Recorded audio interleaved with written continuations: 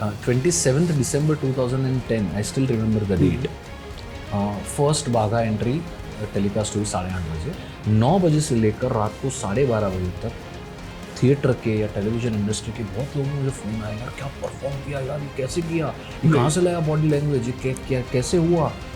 3 साल 4 साल पहले ना मेरे पापा बहुत सीरियस हो गए थे. लगभग 42 डेज के लिए वो हॉस्पिटल में थे.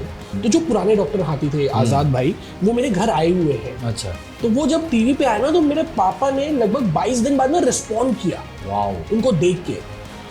तो डॉक्टर भी आए, तो डॉक्टर ने रिकमेंड किया कि अभी आप सुबह शाम ना यहाँ पे तारक मेहता चलने दो. ग्रेट. वहाँ से जैसे तैसे गाड़ी में बैठ के हम इवेंट में पहुँचे. वहाँ पे it was around 39,000 crowd just to meet us.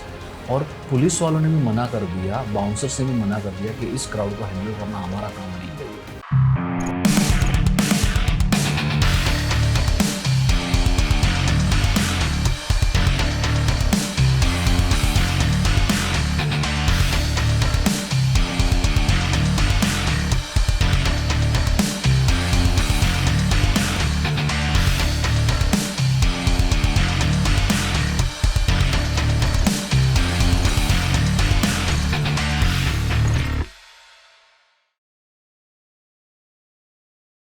Finally आपका फिर स्वागत है rest of life best of life के इस अगले एपिसोड में. दोस्तों, मेरी कोशिश होती है कि हर बार एक ऐसी कहानी, एक ऐसी शख्सियत को लेके आऊं जिनकी स्टोरी से, जिनकी लाइफस्टाइल से और जिनकी थॉट प्रोसेस से हमें सीखने को भी मिले और इस जिंदगी को हम कैसे बेहतर ढंग से जी सकते हैं, वो सारे टिप्स हमें मिले, ताकि हम भी कह सके कि हम भी बना सकते हैं अपनी रेस्ट ऑफ लाइफ को best of life. Any guesses कि आज के गेस्ट कौन हो सकते हैं? मैं थोड़ा हिंट देता हूं. एक ऐसा शो जिसने पूरे हिंदुस्तान और हिंदुस्तानियों के दिल में राज करा है सालों से.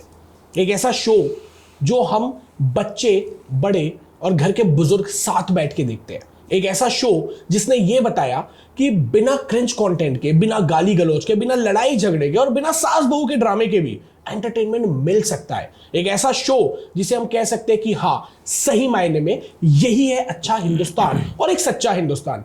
तो समझ ही गए होंगे मैं बात कर रहा हूं हिंदुस्तान के अब तक के सबसे सुपर सक्सेसफुल और सबसे बेहतरीन शो, सबसे पसंद किया जाने वाला शो, सबसे ज्यादा देखने वाला शो, तारक मेहता का उल्टा चश्मा के हमारे प्यारे बाघा बॉय यानी तन्मय वेकरिया का. थैंक यू सो मच तन्मय भैया कि आपने हमारे इस पॉडकास्ट में समय निकाला.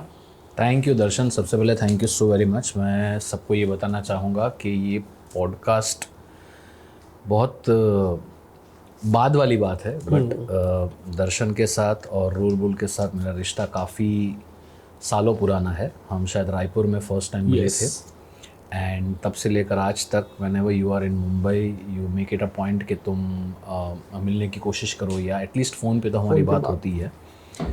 सो या इट फील्स गुड फाइनली. जिस चीज़ के लिए हम इतने टाइम से कभी शूट की वजह से मैच नहीं हो पा रहा था, कभी किसी और वजह से it was not coming up, you know, finally आज we are together for this podcast. तो बहुत अच्छा लग रहा है. Thank you so much.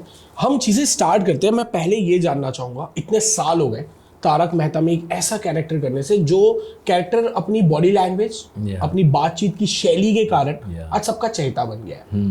तो ये जो कैरेक्टर था, बैक ऑफ द माइंड कभी रहा होगा या ये किसकी देन है जो बाघा जिस तरीके से चलता है और जैसी बातें करता है? सबसे पहले तो इस कैरेक्टर को इतना पॉपुलर बनाने के लिए मैं I would like to thank audience. उन्होंने इस कैरेक्टर को इतना सराहाया है कि देखो क्या होता है ना दर्शन, इट इज़ आवर जॉब. हम हमारी इंडस्ट्री में इतने सालों से थिएटर पहले करते थे, छोटे मोटे एपिसोडिक्स कहीं करते थे. तो वैसे ही तारक मेहता में बिफोर बाघा हैपेंड कुछ 4 या 5 अलग अलग किरदार मैंने किए थे विच वी कॉल्ड कैमियोज. तो and then suddenly Bagha happened और the late Ghanshyam Nayak who passed away, who was playing Nattu Kaka, had to go a bypass surgery. And उसकी उस टाइम पे कुछ ऐसे सीन्स थे जिसमें दुकान का इन्वॉल्वमेंट उस स्टोरी में बहुत ज़्यादा था. But since Ghanshyam bhai was not able to do it, तो एक कैरेक्टर तभी राजू राजन लिखते थे, हालांकि अभी भी लिख रहे हैं.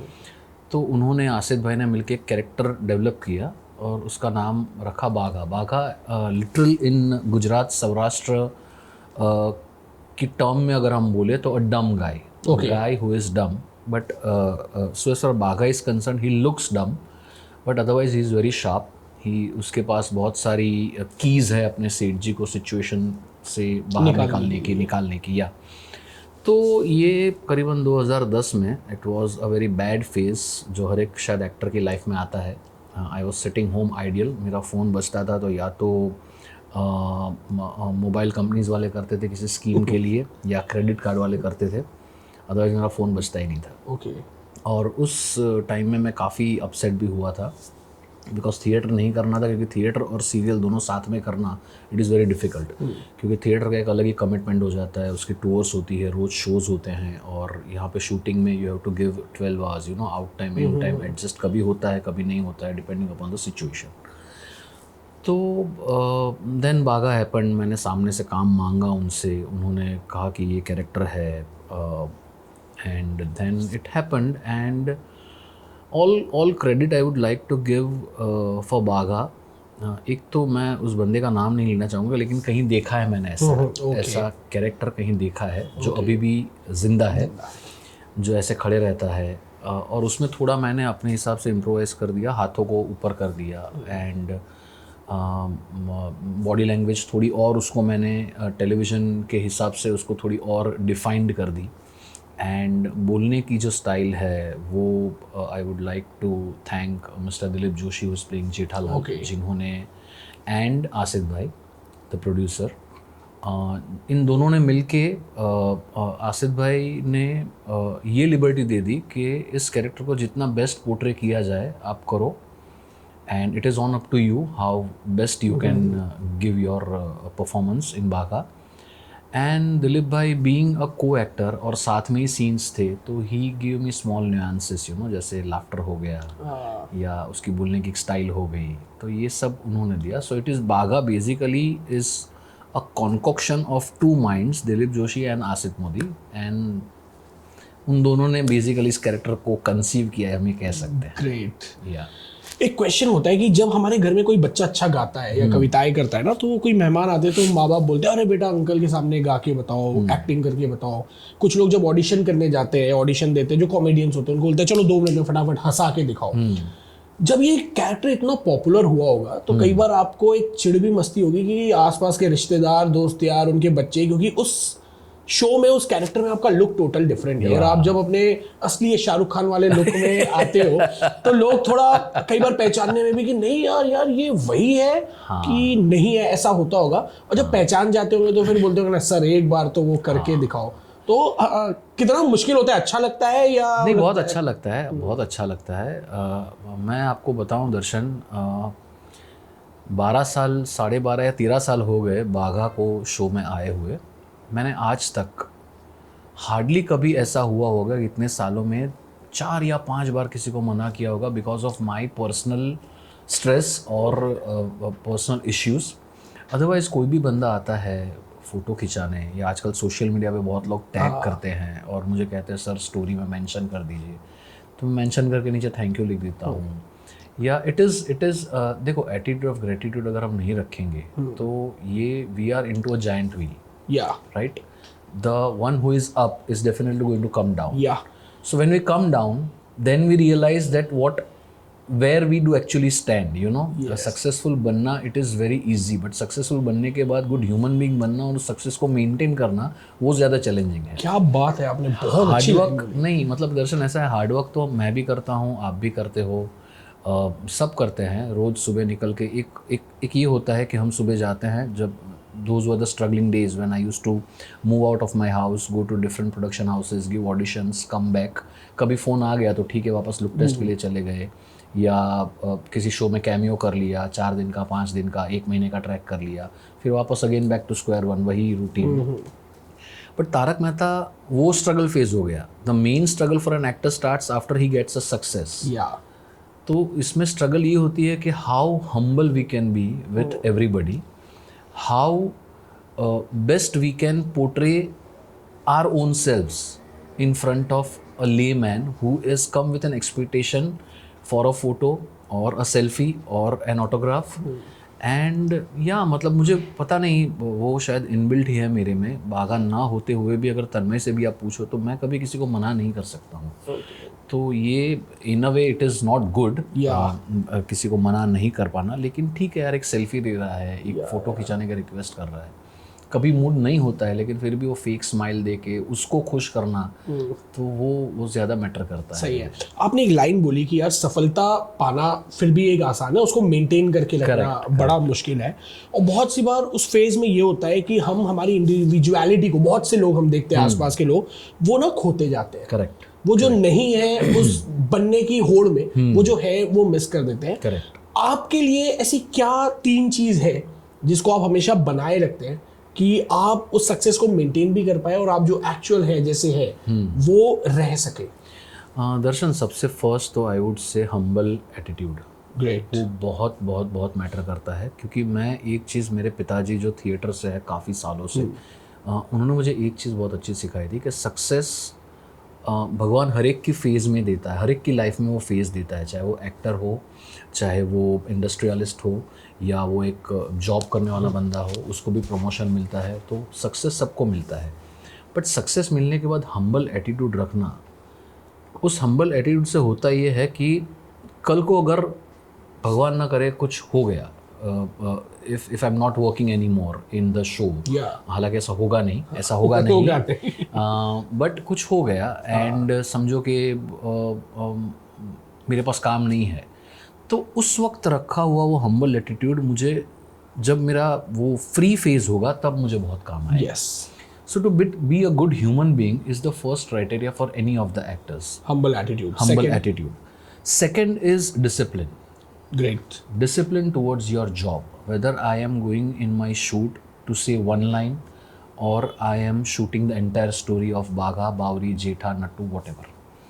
अगर if I'm not disciplined in my job, जिससे मेरी दाल रोटी चलती है, गए अरे यार एक ही लाइन बोलना है यार, वो भी निकाल दो ना, क्यों बुलाया, जाते ही पूछ लिया। हमारे में नहीं, लेकिन बहुत सारे दूसरे मैंने सुना है, ऐसे बहुत सारे एक्टर्स होते हैं कि पहुंचते ही पहला क्वेश्चन ये होता है कि कितने बजे पैकअप है यार आज। क्यों यार? You know what everybody has gone through in the COVID phase. We are so blessed to be a part of Tarak Mehta का उल्टा चश्मा, कि 4 महीने लॉकडाउन के हमें पता नहीं चला कि हमारे पास इनफ्लो नहीं है। It was so well organized by the producer Asit Bhai that every month we used to get payments, you know. So discipline for an actor is very, very, very important. And third and most important part, which I feel, is the purity. Great. Purity towards your work, purity towards your job, towards your line, towards your character, with your co-artist. अगर हम कहीं reading में बैठे होते हैं, before the scene we shoot, और कभी ऐसी लाइन होती है जो दिलीप जोशी जी को, जो सीनियर है, या फिर डायरेक्टर्स हो गए, हर्षद है, अरमान है, या फिर ऋषि है अभी, उनको ऐसे लगती है कि नहीं यार ये कैरेक्टर अगर ये लाइन बोलेगा। आसित भाई नॉर्मली स्क्रिप्ट रोज़ पढ़ के ही भेजते हैं, उनके स्क्रूटिनाइज होने के बाद ही स्क्रिप्ट आती है, लेकिन कभी कभी इतने काम में कभी कभी रह जाता है, तो उनको, या फिर उनका भी ऊपर से ये कॉल आता है कि ये लाइन मत बोलना, ये तेरे कैरेक्टर में नहीं जाएगा। तो ये नहीं होता है कि अरे यार मेरी लाइन काट दी यार, अरे यार, बाकी बहुत एक्टरों को ये होता है कि यार मेरी लाइन थी बोलने वाली, काट दी। नहीं, it is not for an actor, it is for the character that is going against his character of that particular line. So वो पर्सनल अटैचमेंट होना अच्छी बात है, लेकिन एट टाइम्स डिटैच हो जाना भी बहुत अच्छी बात है। So that purity to the job is again very important ingredient for an actor. Great. ये तो हो गई शो की बात, और आपका शो इतना सक्सेसफुल है, अगर हम देखें कि अमूमन बहुत सारे शोज चलते हैं, उनके नए एपिसोड को उतनी टीआरपी नहीं मिलती जी, शायद जो आपके शो के रिपीट टेलीकास्ट को भी मिलती है। और पर्सनली अगर मैं सोचूं तो हमें मतलब ही नहीं रहता कि तारक मेहता का नया एपिसोड आ रहा है या पुराना आ रहा है। हम जब खाना खाने बैठते हैं तो हिंदुस्तान के, अगर मैं एक आंकड़ों में भी कहूँ ना, तो 80% घरों में या उससे ज्यादा ही घरों में लोग खाना खाते हुए कुछ आते हैं, वो एक ही शो लगा देते हैं कि चलो वो रिपीट भी चल रहा है तो देखते रहते हैं। ये स्टारडम है। जब आप लोग लाइव शोज में भी जाते होंगे, मेरे को मौका लगा है, हम 1-2 शोज हमने साथ में किया है। मैंने तो एक शो में ये देखा था कि आप और कुछ आर्टिस्ट जिस दुकान की ओपनिंग करने गए हैं, उस शो की सड़कों में इतना भीड़ है कि जिस दुकान की ओपनिंग करने गए हम वहां तक नहीं पहुंच पाए थे। और एक शो में हम थे जिसमें जो पुराने डॉक्टर हाथी थे, आजाद भाई, वो थे, आप थे, मैं था, इसमें चार्ली भाई थे जो अब्दुल का रोल करते हैं। हम सब स्टेज में थे और हम पहुंचे ही थे स्टेज में और ऑडियंस ने बैरिकेड तोड़ के स्टेज पे आ गई, तो हमको शो आधे में बंद करके भागना पड़ा। और मुझे याद है वो तड़प हम खाने के लिए जो हम पूरा शहर घूमे, क्योंकि बहुत से लोग ना बाइक में हमारी कार का पीछा कर रहे थे। फिर बहुत दूर कहीं हाईवे में हम ढाबे पे रुके। जब ये वाली फैन फॉलोइंग होती है, कुछ लोग क्रेजी भी हो जाते हैं जो कई बार उनको पता नहीं रहता, लेकिन अनजाने में वो आपको हर्ट कर रहे हैं, डरा रहे हैं, हार्म पैदा कर रहे हैं।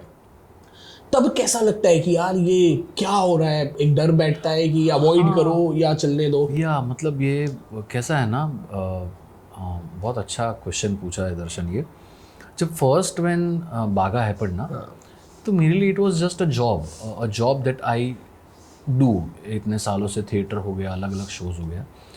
27 दिसंबर 2010 I still remember the date. First Bagha entry telecast हुई 8:30 बजे।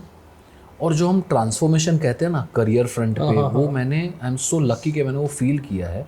9 बजे से लेकर रात को 12:30 बजे तक थिएटर के या टेलीविज़न इंडस्ट्री के बहुत लोगों के मुझे फ़ोन आया, यार क्या परफॉर्म किया, यार ये कैसे किया, ये कहाँ से लाया बॉडी लैंग्वेज, ये क्या कैसे हुआ।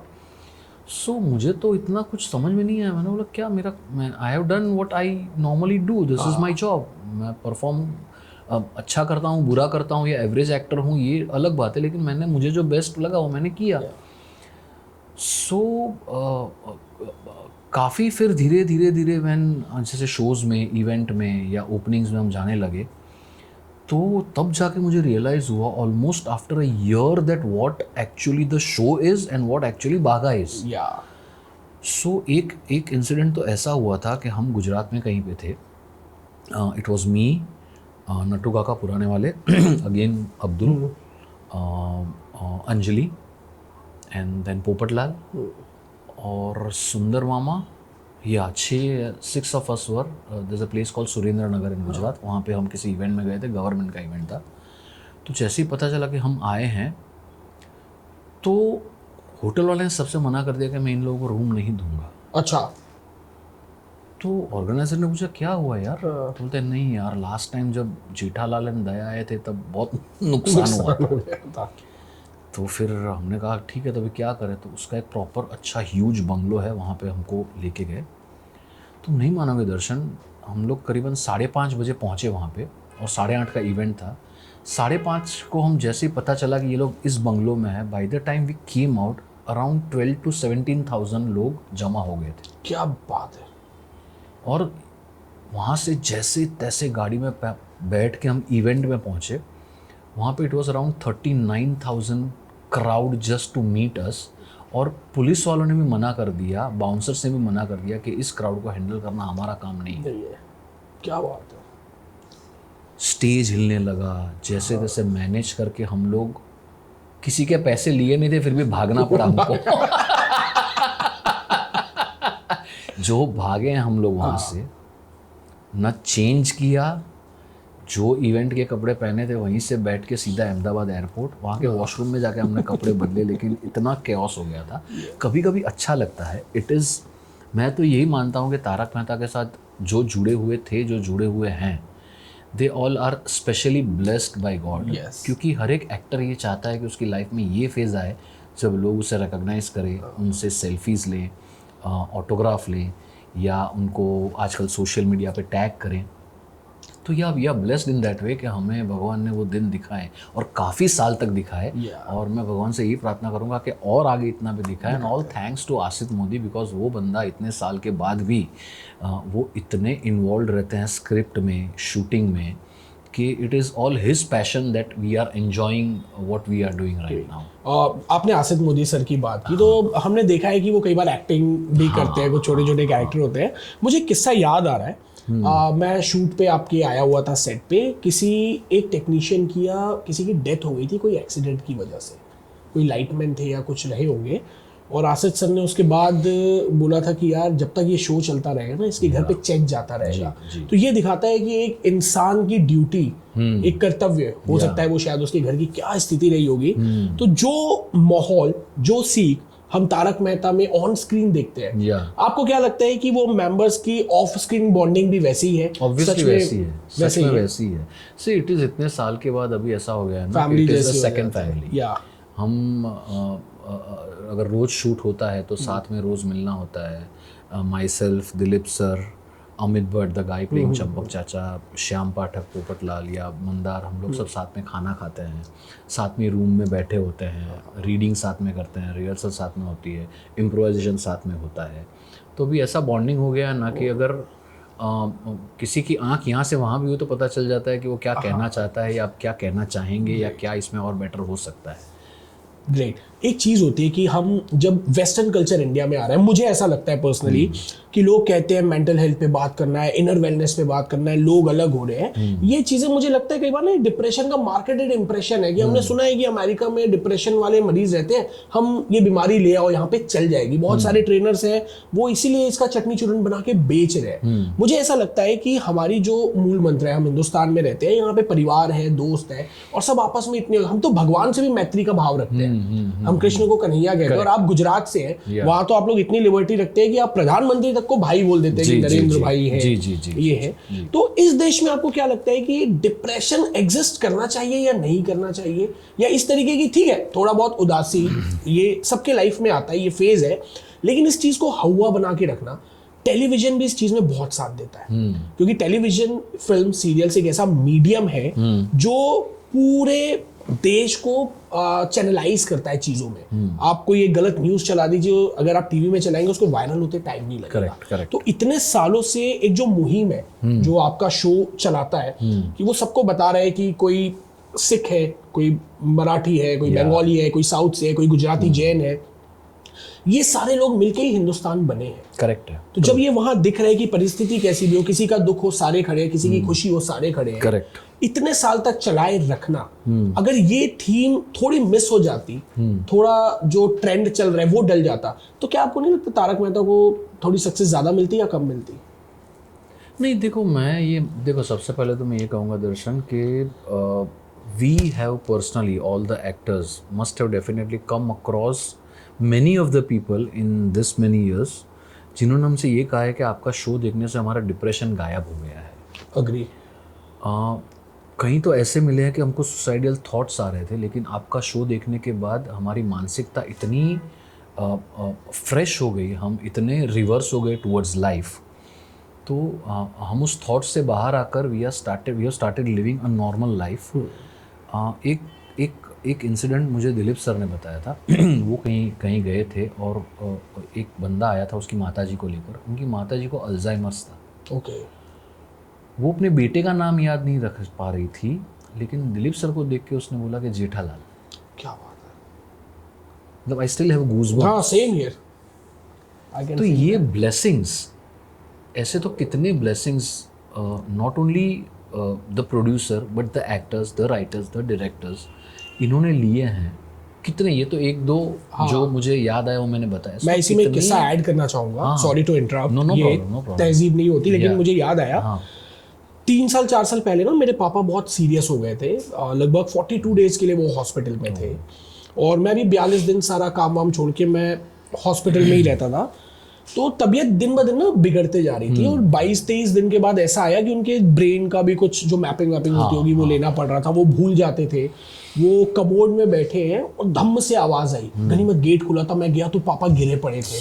तो वो स्थिति में थे, वो बैठे रहते थे, तो हम बहुत डर गए थे कि कहीं कुछ हो मत जाए। मुझे याद है शाम को 7 साढ़े 7 बजे टीवी चालू किए, तारक मेहता चल रहा था। तो जो पुराने डॉक्टर हाथी थे आजाद भाई, वो मेरे घर आए हुए हैं। अच्छा। तो वो जब टीवी पे आया ना तो मेरे पापा ने लगभग 22 दिन बाद ना रिस्पॉन्ड किया। वाओ। उनको देख के। तो डॉक्टर भी आए, तो डॉक्टर ने रिकमेंड किया कि अभी आप सुबह शाम ना यहाँ पे तारक मेहता चलने दो। ग्रेट। हॉस्पिटल में। ये मेरी पर्सनल चीजें हैं।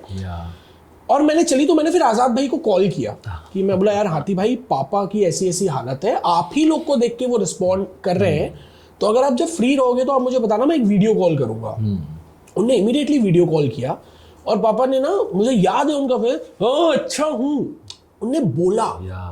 और फिर 3-4 बार उन्होंने वीडियो कॉल किया। तो ये क्या हो जाता है, एक ब्लेसिंग होती है कि आप सोचो ये कैरेक्टर जो है Undoubtedly. किसी को वो Not only मतलब आज़ाद भाई तो he was one of the sweetest person I have ever met in my life. yeah. He was full of life and what an actor he was. What an actor he was. But yeah, again coming back to the blessings part यार, ये ऐसे तो कितने blessings सबके साथ जुड़े हुए हैं. So and आपने जो सवाल किया था, मैं ऐसा नहीं मानता हूँ. देखो हर एक शो की, तारक मेहता है इसलिए नहीं, बाकी हर एक शो की एक डेस्टिनी होती है. इस शो की अलग ही डेस्टिनी है. आज भी लोग 8:30 से 9 प्राइम टाइम में खाना खाने के टाइम पे at the time of having the dinner they want to see Tarak Mehta. Yes. अगर कोई 7:30 को खा लेता है, वो जो इंटरमीडिएट फास्टिंग करता है, वो रिपीट देख के खाता है. अगर कोई शाम को खाता है तो वो फ़ोन में देख के खाना खाता है. तो it has been one of the key ingredients for a mankind to digest his food.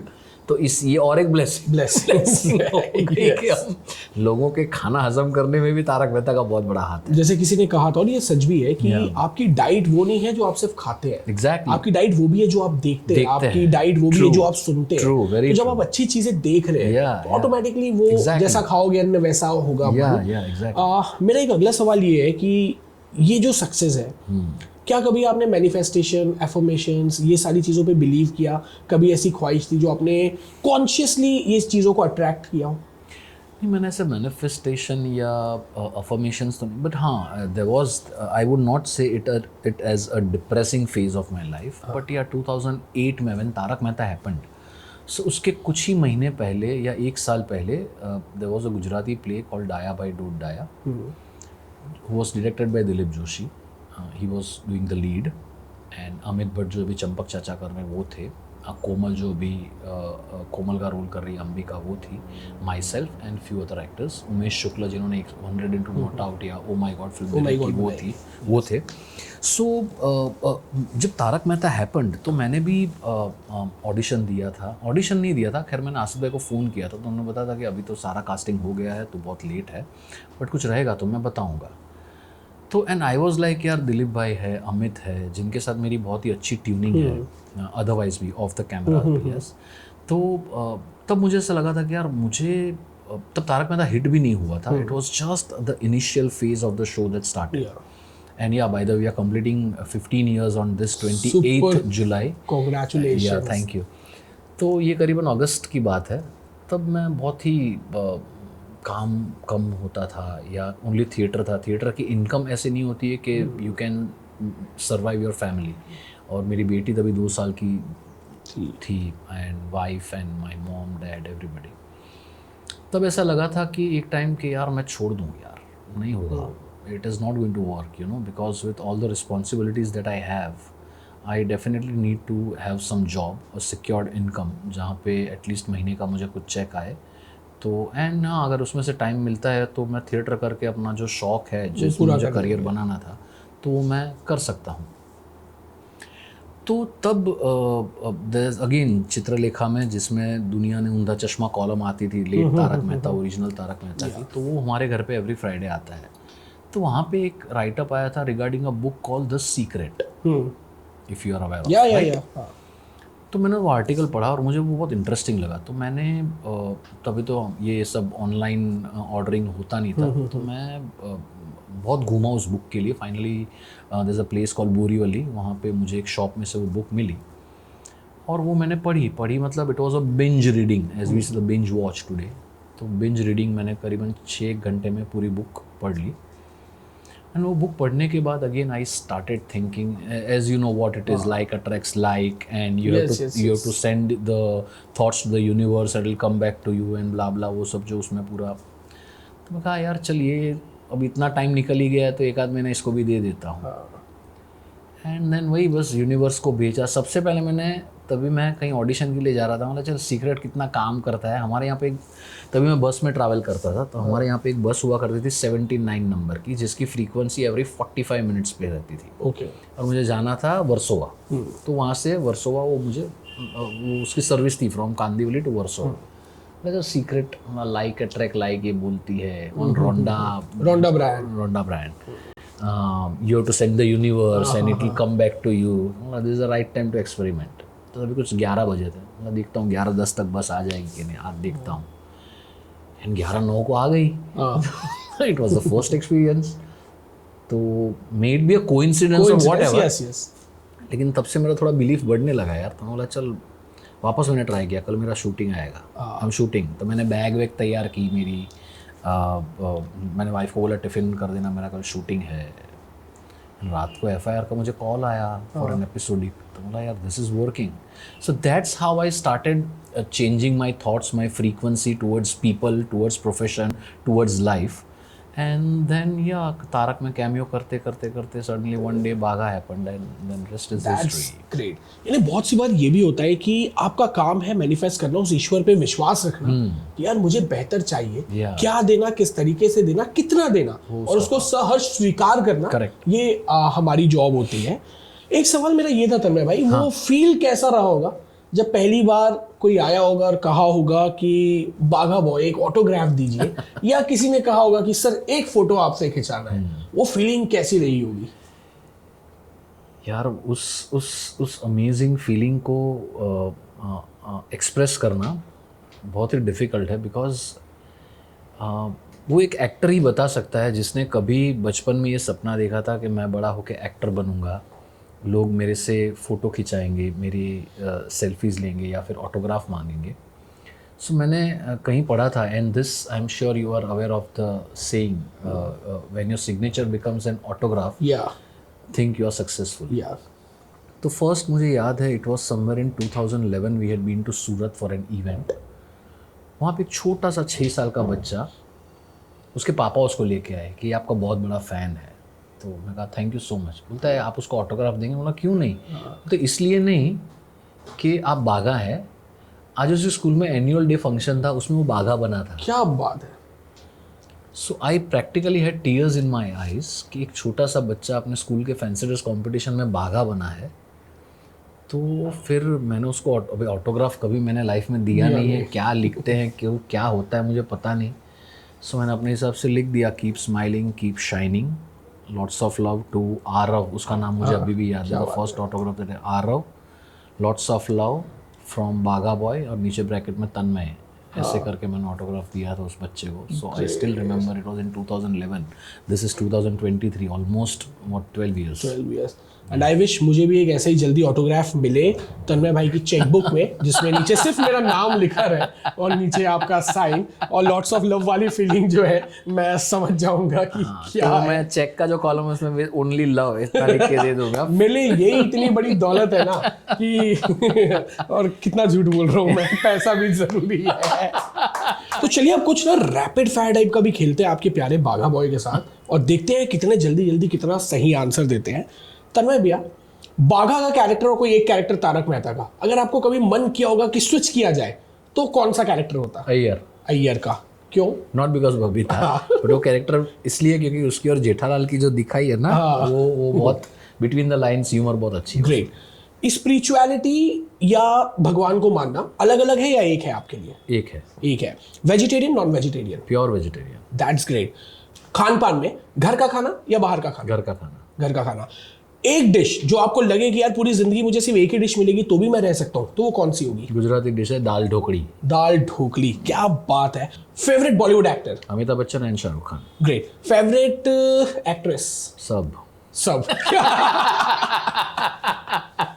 Materialistic life? नहीं, बट सॉरी, फेवरेट एक्ट्रेस में sorry to interrupt, Aishwarya Rai is any day better. Materialistic life जो शो ऑफ होता है वो ज्यादा पसंद है या सादगी भरा? सादगी, 100% सादगी। मैं मेरे एरिया में 3/4 में टी शर्ट में ऐसे ही घूमते रहता हूँ। There is no extra world for me, it is only me, my world and myself, that's it, whether I'm at home or in my society, my area, और कभी भी शूट पे भी मैं शॉर्ट्स वगैरह में पहुंच जाता हूँ। चले जाते हैं। फेवरेट मोटिवेशनल स्पीकर जो सोशल मीडिया में आपको बड़ा पसंद हो? दर्शन सांकला। क्या बात है, बहुत ही अच्छी चॉइस है। एंड एक नए सेगमेंट पे आगे आते हैं। मैं ये जानना चाहता हूँ कि आपने थिएटर भी इतने साल किया है और उसके बाद एक ऐसा सीरियल जिसने आपको सबका चहेता बना दिया है, थिएटर पहली पसंद रही है या सीरियल पहली पसंद रही है, उसमें आपने जो बताया, अब आपको मौका मिले तो आप थिएटर पे ही जाना चाहेंगे या सीरियल, वेब सीरीज या फिल्मों की तरफ भी रुझान रहेगा? देखो, अगर फ्रैंकली मुझे पूछो दर्शन, तो मैं दोनों करना चाहूँगा अगर एडजस्ट हो सकता है तो।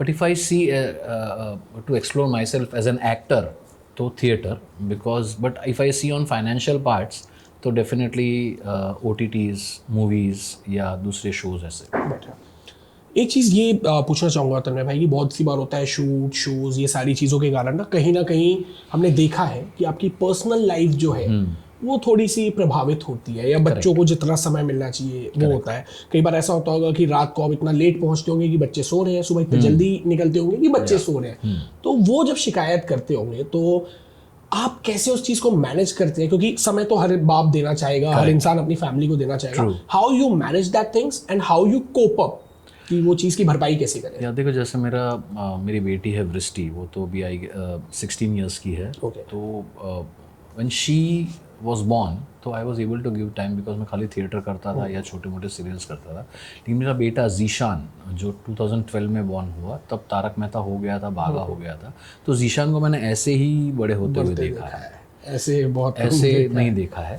बट हाँ, कभी कभी ऐसा होता है कि in spite of giving a commitment to the family कि हाँ कल हम जाएंगे, या 2 दिन बाहर गाँव जाएंगे, या कहीं घूमने जाएंगे, या मूवी के लिए जाएंगे, least example if I give. लेकिन ऐसा कभी होता है कि अचानक शूट आ गया, किसी सीन में हमें ऐड कर दिया गया हो, या कोई एडिशनल सीन आ गया, तो उस वजह से वो जो पर्सनल इवेंट रहता है घर का, वो कैंसिल करना पड़ता है. ऐसा बहुत बार हुआ है, अनगिनत बार हुआ है. But it is all thanks to the family कि always they have been supportive. They never कभी शिकायत नहीं की है, या वो टिपिकल होता है कि यार बोला था, कमिट किया था, अभी नहीं लेके जा रहे हो. क्योंकि उनको पता है, क्योंकि मेरे फादर भी यही इंडस्ट्री से हैं, तो मैंने भी देखा है, मेरे मम्मी ने भी देखा है, मेरे भाई ने भी देखा है, मेरी वाइफ ने भी देखा है. तो बच्चे भी देख रहे हैं कि यही है यार. अब जब फाइनली घर के बाहर निकलेंगे और थिएटर में पहुंचेंगे, या जिस जगह जाना है वहाँ पहुंचेंगे, तब डिसाइड होगा कि हम आए हैं. ग्रेट. ऐसा एक कोई डायरेक्टर जिसके साथ आप चाहे कि अब आपको एक फिल्म करने का मौका मिले, तो वो कौन होंगे? यार फ्रेंकली स्पीकिंग ऐसा तो मैंने अभी कुछ सोचा नहीं है. बट बहुत है, काफ़ी अच्छे आज. तो भी कोई एक कि हाँ यार कि एक फिल्म मिले तो ये आदमी डायरेक्टर है तो मुझे मज़ा आएगा, या आपके अंदर की प्रतिभा को ज़्यादा अच्छे से वो स्क्रीन पे दिखा पाए? देखो, वैसे तो बहुत है, लेकिन अभी हाल ही में एक OTT पे अमेजॉन प्राइम पे एक आई थी जुबली, जिन्होंने जो विक्रमादित्य मोटवानी है, उन्होंने डायरेक्ट की थी. तो ऐसा अगर कोई डायरेक्टर है, या अनुराग कश्यप जी हैं, तो मुझे लगता है कि for that matter forgot his name, Yashovardhan Mishra, जिन्होंने अभी कथल बनाई. तो ऐसे जो काम न करवाते हुए भी इतना इजीली, स्मूथली, स्विफ्टली आपसे काम करवा ले कि यू फील लाइक यार eight the time when you see the final output of the show और द मूवी, तो ये बिलीव ही ना हो कि यार this is what it is. यार ये इतना अच्छा आ सकता है आउटपुट. ग्रेट. एक चीज़ मैं जानना चाहूँगा कि कुछ ऐसी चीज़ें होती होंगी जो आदमी अपने डेली रूटीन में अपनाता है, लाइक नहाना, खाना, नाश्ता. इसके अलावा ऐसी कौन सी 3 आदतें हैं जो आपने बना के रखा है कि यार चाहे कितने बिजी रहो, चाहे कुछ रहो, इन 3 चीज़ों को नहीं छोड़ना है अपनी लाइफ को बेटर बनाने के लिए? सबसे पहले मेरी प्रेयर्स जो अराउंड 40-45 मिनट्स चलती है. Great. Every day in the morning. So even if I am shooting at 7 o'clock in the morning, तो I make it a point I wake up at 4:30. Okay. And नहा के prayer करने बैठ जाता हूँ मैं. Yeah even if there has been days where सुबह 5 की फ़्लाइट होती है, तो 2:30 बजे घर से निकलना होता है, तो नहा के पहले 12:30-1 बजे मैं प्रेयर कर लेता हूँ, फिर निकलता हूँ. So prayer is something that I can not live without in my every day routine. Second is parents, family. My existence as a human being is because of parents. My acting skills is because of my father. The genes that he has given me, it is because of him. तो उनकी तो मैं जितनी सेवा करूं उतनी कम है. और इस बात को लेकर कभी भी मेरे अंदर भगवान से प्रार्थना करता हूं कि वो अहंकार ना आए कि यार एक एज हो गई है, अब यार कितना मुझे और करना है. मैं जितना कर सकूं उतना मैं उनके लिए करना चाहूँगा. And third is my kids, जिनको I would love कि I can make a fantastic future for both of them. So these are the 3 basic priorities in my life, which you can say I cannot live without, and I cannot afford to leave them as well. That's great, बहुत ही अच्छा insight आपसे जानने को मिला। और बाघा को तो पूरा हिंदुस्तान देखता है, लेकिन बहुत सारी ऐसी बातें भी हुई जो लोग जानना चाहेंगे अपने फेवरेट कैरेक्टर को लेके। थैंक यू सो मच हमारे पॉडकास्ट के लिए टाइम निकालने के लिए। Thank you for inviting me and you know इतने टाइम से हम ये कब होगा चल रहा था, but finally we landed together and that's really great. Thank you so much. जाते जाते एक लास्ट टिप्स जो आप अपने व्यूअर्स को देना चाहेंगे कि how they make their rest of life best of life. हाँ, मैं व्यूअर्स से खाली यही कहना चाहूँगा कि this is life what we are into, the challenges, the downfalls, everything, ये सब कांस्टेंट रहेगा।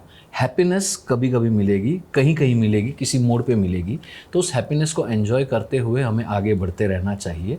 एंड हमारी लाइफ को इसी तरह हमें बेस्ट बनाना चाहिए कि उस हैप्पीनेस को हम, छोटी हैप्पीनेस को बड़ी हैप्पीनेस बनाकर आगे कितना निकल सके, because challenges and downfalls are going to be a part of our life. So this is, I would feel that finding happiness in everything is what we can make the rest of our life best of our life. Thank you so much. तो ये episode रहा तन्मय वेकरिया जी के साथ। And thank you so much मेरे channel को इतना प्यार देने के लिए कि हम सिल्वर प्लेट ले आए यूट्यूब का। एंड आई एम श्योर आप इस एपिसोड को इतना देखेंगे, शेयर करेंगे कि बहुत जल्दी हमारे चैनल को वो गोल्डन प्लेट भी मिल जाए। सो आई विश आप सब अपनी रेस्ट ऑफ लाइफ को बेस्ट ऑफ लाइफ बनाएंगे। मिलते हैं अगले एपिसोड में एक ऐसी अमेजिंग कहानी के साथ। Thank you.